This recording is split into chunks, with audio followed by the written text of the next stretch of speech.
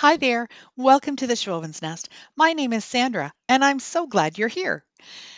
This first project is super easy, doesn't cost a whole lot at all. I'm using this piece of a hardcover book that I had left over and a piece of scrapbook paper that I got at Michael's.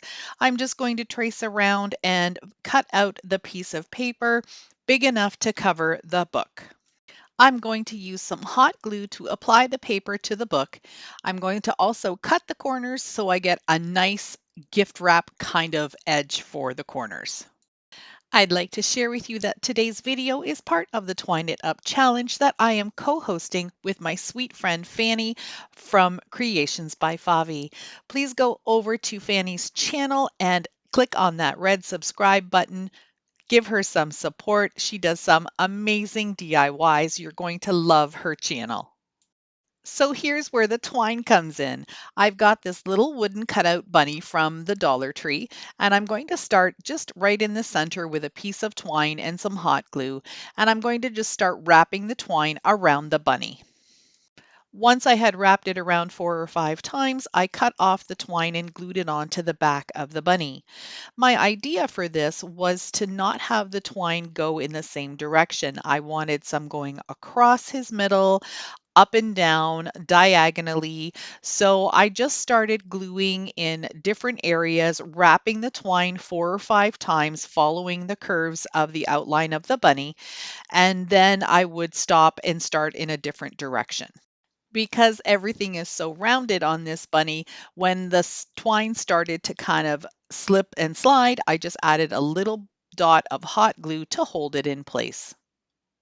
Once I had enough of the bunny covered, then I started to cut down some little strips of twine and just glue them down in different directions again. So for down here, I was just going to do them across a little bit more, and then I'm going to change into a different direction for the next little space. And then when I got up to his ears, I did one kind of bending in one direction and then the other ear bending in the other direction. It's kind of hard to explain, but I think you'll get the idea once you see it finished. If you've come over from one of the other creators from the playlist or from Fanny's channel, I'd like to say welcome. I really appreciate you watching. Here's a look at the finished bunny, and what I decided to do for his little tail was make a tiny little pom-pom, just wrapping some twine around my finger, tying it in the center, and then cutting all of the loops and fluffing them out. And then I'm just going to hot glue it right on the bunny's tail.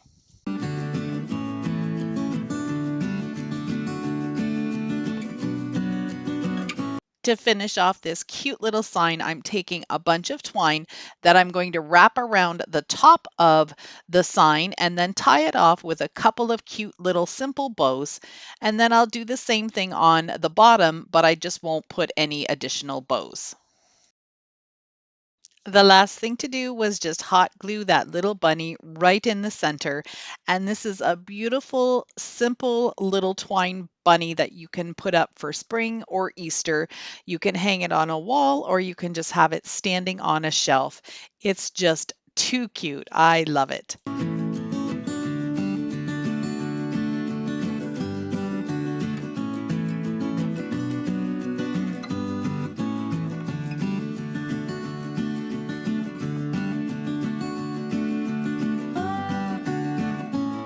My second project is going to be using this wood round. It's actually not wood though, it's MDF, which is the same type of material that all of the Dollar Tree signs are made of. And this jute rope from the Dollar Tree. I'm going to just start on the outside, glue it down all the way around until I get into the circle. I'm just going to make sure that everything is glued down nice and firm, that I do the rope really snugly against each other. This takes a little bit of time, but it's worth it in the long run if you just take your time and make sure it's glued down really well. I'm going to continue working my way all the way around until I get into the center. Just work in small sections so your glue doesn't dry, and make sure that you're pushing that rope right into the glue and also against the previous piece of rope, and that will really help to keep it secure. When I got towards the center, I just put a lot of hot glue on there and just spun that tray around, again, really pushing on that rope. And then when I got to the end, I cut it off and squished it down as hard as I could into the hot glue, of course, without burning my hands. To add a little bit more color and texture to this tray, I'm adding a few rows of this white nautical rope, and I'm going to start by gluing it onto the wood piece because I don't want that wood piece to show. Then when I get around to the second layer, I'm going to just build it up on top of that first layer of white rope and then build a third layer to give the tray a little bit of an edge or a lip.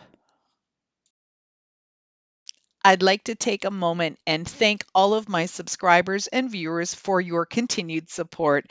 My channel is really starting to grow, and I could not have done it without you. If you like what you see, I would love for you to stick around by hitting that subscribe button. And if you could hit that thumbs up, that tells YouTube that you like my video, they promote it more, and that helps me grow even better. To add a little bit of height to the tray so it doesn't sit flat on the table, I'm using some of these leftover car wheels from a couple of the little wooden cars that you can get at the Dollar Tree. I just cut off the skewers and hot glued them right onto the back of the tray.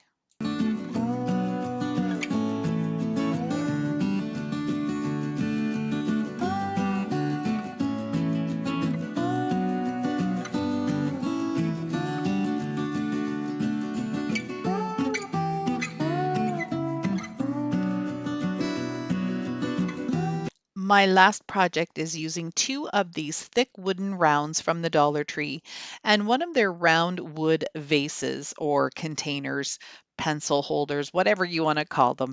They are available in squares, I think, and also in the round ones. So what I'm doing right now is just taking some wood filler and filling up those holes a little bit just so I have a flat surface.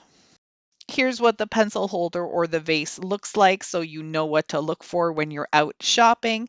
I'm going to use some hot glue and glue that right down onto the first wood round, and then I'll glue the second wood round on top of this one.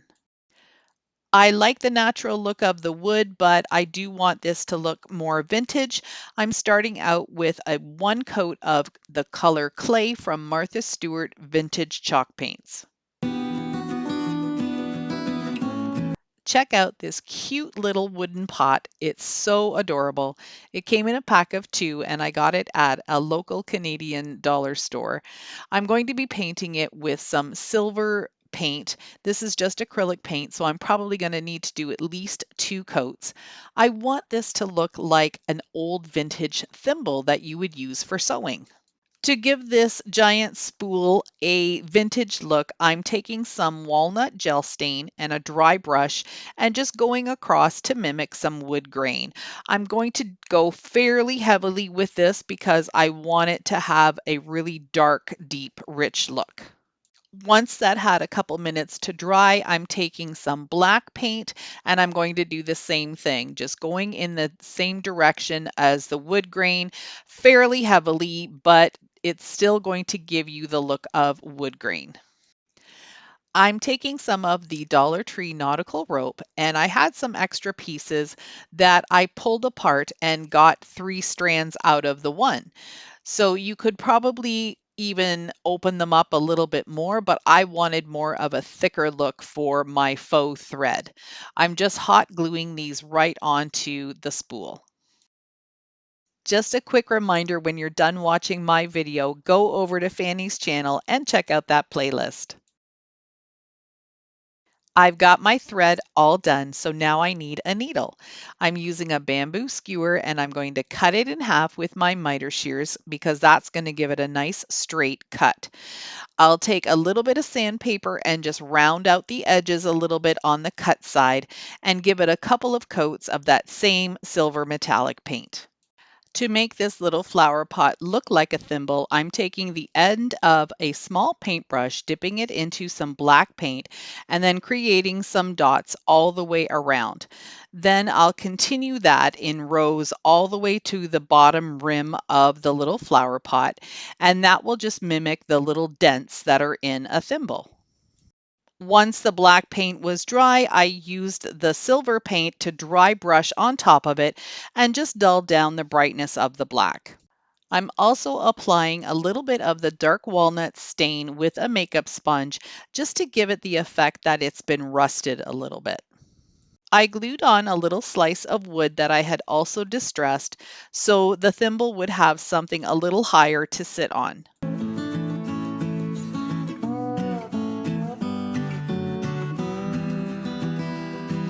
Then I added some little tiny florals to the top of it, just hot gluing them on sort of in an asymmetrical design, a little bit on one side, a little less on the other. As you can see here, I took that faux needle and pushed it through some of the twine that is on the spool. Now I'm taking another piece of twine, wrapping it around a couple of times, and I'm just going to tie it off with a tiny little bow.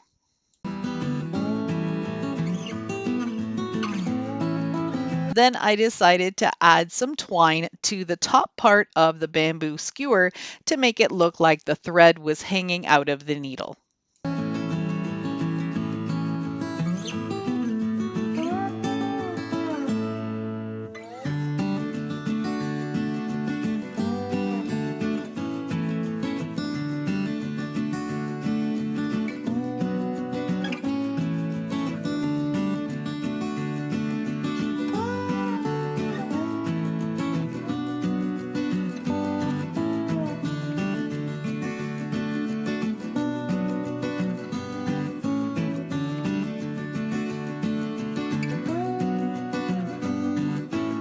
I hope you enjoyed my projects today and got some inspiration to create some farmhouse twine decor for your own home. If you like what you saw, I'd love for you to stick around. Hit that subscribe button. That black arrow will tell you exactly where to click. Thank you so much for watching. I really and truly appreciate your support. See you in the next one.